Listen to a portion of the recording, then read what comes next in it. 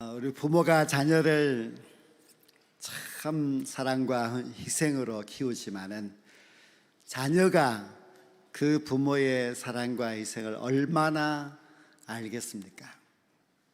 한 아이가 엄마 뱃속에서 자라서 이 세상에 태어나서 엄마의 돌봄과 또 부모의 희생을 통해서 장성하게 되는데요. 그런데 그 사랑과 희생이 크다면은 그 자녀가 그 크기에 얼마 정도를 깨닫고 부모에게 효도를 하겠습니까? 생각해 보면은 그 크기에 비해서 부모에게 하는 효도는 아주 미약할 것이 분명합니다. 어떤 자녀는 또 부모의 그 희생과 사랑을 잘 알지도 못하고 그렇게 살아가기도 하지요.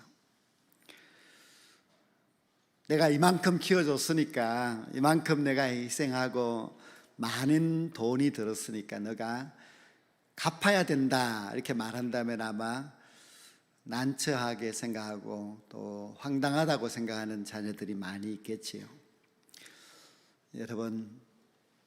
여러분들도 자녀된 입장에서 부모를 한번 생각해 보십시오. 내가 부모의 그 은혜를 얼마나 알고 있고 내가 얼마나 부모의 은혜를 갚았는가. 우리가 해야지 하면서 시간을 미루다가 보면은 어느덧 부모님은 우리 곁에 계시지 않고 떠나가시게 됩니다. 더 미루지 않아야 하는 것이 효도이지요. 이번에 다니엘 기도회 중에 하루 한 목사님이 생각해야 된다는 그런 이야기를 하셨습니다. 우리를 구원하기 위해서 십자가에 달려 죽으신 예수님을 얼마나 생각했는가. 생각이 없으면은 알지 못합니다. 또 생각을 오랫동안 깊이 하지 않으면은 그 깊은 은혜와 사랑 우리가 알 수가 없습니다. 제가 그 말씀을 들으면서 내 너를 위하여 라는 찬송가가 생각이 났습니다. 그 가사 1절에 보면은 내 너를 위하여 몸버려 피 흘려 내 죄를 속하여 살 길을 주었다. 널 위해 몸을 주건만 너 무엇 주느냐. 널 위해 몸을 주건만 너 무엇을 나에게 주느냐 하는 그런 질문의 가사입니다. 2절은 내 몸을 희생했건만 너 무엇 하느냐. 내 죄를 대속했건만 너 무엇 하느냐. 4절은 이것이 귀중하건만 너 무엇 주느냐. 그렇게 했습니다. 실로 우리 주님께서 우리에게 주신 것은 엄청납니다. 주님이 우리에게 하신 일은 엄청난 희생이었습니다. 근데 이 찬송가의 가사처럼 너는 내 몸을 주어서 희생했는데 너는 나에게 무엇을 주느냐? 너는 무엇을 하겠느냐? 그런 질문을 받으면 우리가 좀 참 부담스럽지요. 부담스러운 것은 좋은 일입니다. 아예 부담스럽지도 않고 무슨 소리 하십니까? 한다면은 안 되겠지요. 주님이 우리를 위하여서 하신 것을 생각하면은 참 부담스럽습니다.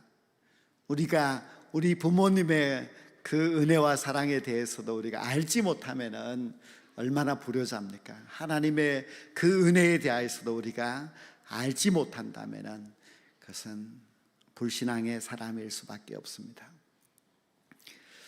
우리 예수님께서 십자가에서 우리를 위하여서 엄청난 그런 고통을 당하셨습니다. 오늘 이 본문 말씀에도 보면은 친히 나무에 달려 그 몸으로 우리 죄를 담당하셨는데 이는 우리로 죄에 대하여 죽고 의에 대하여 살게 하려 하심이라. 그가 채찍에 맞음으로 너희는 나음을 얻었다고 했습니다. 이 나무는 십자가를 말하지요. 한번 생각해 보십시오. 예수님께서 그 높은 십자가에 달리셨습니다. 거의 벌거벗겨진 채로 양손 양발 위에 못이 박혀져 있습니다. 인간이 당할 수 있는 최악의 고통입니다. 주님은 그 십자가에서 우리를 위하여서 피 흘려 죽으셨습니다. 죄 없는 분이 죄 많은 우리를 구원하기 위해서 자신의 몸을 내어주셨습니다. 이건 채찍에 맞으시고 있는 채찍, 로마 군병이 때리는 채찍은 그것은 인정사정이 없습니다. 채찍 끝자락에 뼈조각이 붙어 있어서 살점이 떨어져 나갑니다. 몇 대를 때려야 된다 하는 것도 없는데 예수님은 참 많은 채찍을 맞으셨습니다. 채찍만 맞으신 것이 아니라 주님은 뺨도 맞으셨고 침뱉음도 당하셨습니다. 주님은 우리 죄 때문에 크나큰 고통을 당하셨습니다. 예수님이 당하신 그 고통, 육체적인 고통 그것만이 아니라 예수님이 당하셨던 마음의 고통은 참 엄청납니다. 존귀하신 예수님, 하나님이신 예수님, 죄 없는 예수님께서 우리 때문에 사람들에게 조롱과 멸시를 당하였습니다. 기독교 전승에 보면 예수님이 지신 그 당시에 죄수들의 십자가의 무게는 66kg가 된다고 합니다. 66kg의 십자가는 우리가 한번 그냥 경험 삼아 메어 볼 수는 있지만은 그 무거운 십자가를 지고 그 먼 골고다 언덕까지 올라간다고 하는 것은 우리는 할 수 없습니다. 주님도 너무 힘들어 쓰러졌습니다. 쓰러지고 또 쓰러졌습니다. 주님이 쓰러졌을 때에 로마 군병들은 발로 밟고 채찍으로 때렸습니다. 수많은 사람들은 구경하면서 예수님을 향하여서 조롱과 멸시를 다 하였습니다. 그 십자가의 골고다 언덕길은 정말 힘든 길입니다.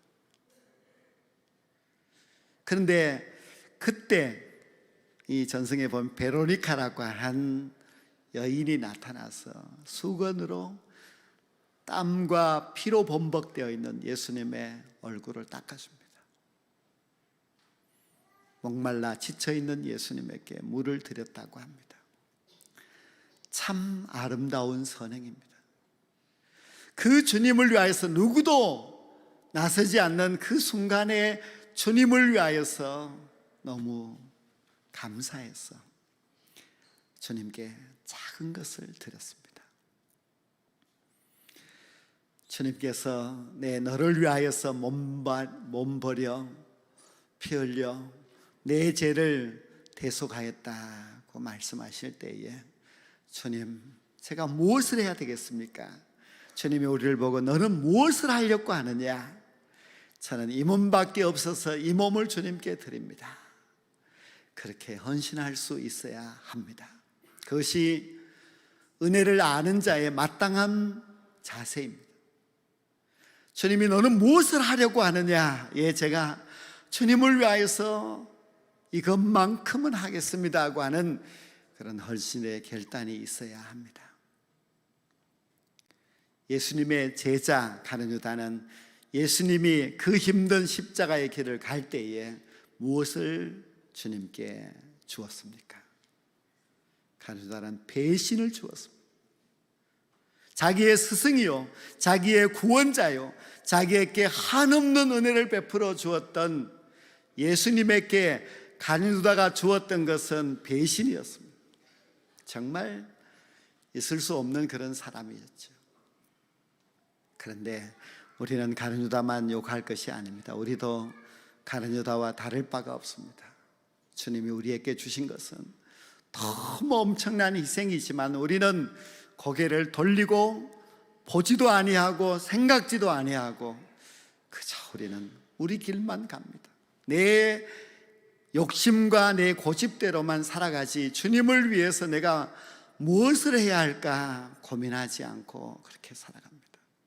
마치 불효자가 자기 부모님이 자기에게 한없이 희생하셨건만 알지도 못하고 도리어 부모님을 원망하는 것과 마찬가지로 주님은 우리에게 아낌없이 주셨는데 우리는 작은 것 하나도 주님에게 주지를 않으려고 합니다.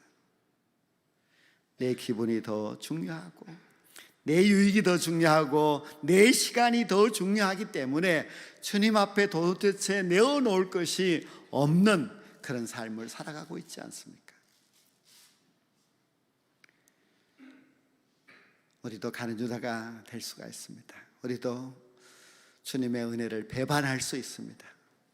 주님이 내게 베풀어 주신 그 크고 엄청난 은혜에 대하여서 너무 생각지 아니하고 그저 내 욕망만 추구하면서 살아갈 수 있습니다.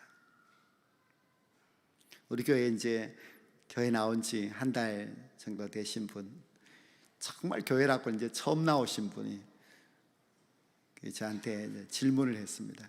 제가 기도를 할 줄 모르는데 하나님 앞에 기도하는데 하나님 앞에 자꾸 달라고만 하고 있어요. 이래도 됩니까? 그렇게 정말 자기도 생각해 봐도 자꾸 뭘 달라고만 하고 있는 자기가 너무 하나님 앞에 미안하다 그런 마음을 가지셨어요. 아주 초신자니까. 그런데도 초신자인데도 미안하다는 마음을 가지셨어요. 여러분들도 너무 나는 주님의 은혜만 누리고 살아가고 있고 주님께 자꾸 요구만 하고 살아가고 있고 내가 주님을 위하여서 하는 것이 없다면 미안한 마음이 들겠죠. 주님이 너 무엇을 주려고 하느냐? 너 무엇을 하려고 하느냐? 예, 제가 주님을 위하여서 이렇게 충성하고 싶습니다. 이 한 몸 주님을 위해서 바쳐서 주님께 헌신하며 살아가고 싶습니다. 그렇게 다짐하는 이 시간이 되어야만 합니다. 주님의 찢기신 몸을 상징하는 떡을 먹을 때에 주님이 나를 위해서 한 방울까지도 다 흘려주셨던 그 피를 상징하는 포도주를 먹을 때에 주님이 내 안에 들어오셔서 나를 힘있게 해주셔서 이제 내가 힘차게 주님을 위해서 헌신하겠습니다 다짐할 수 있는 그런 시간이 꼭 될 수 있기를 간절히 소망합니다. 이제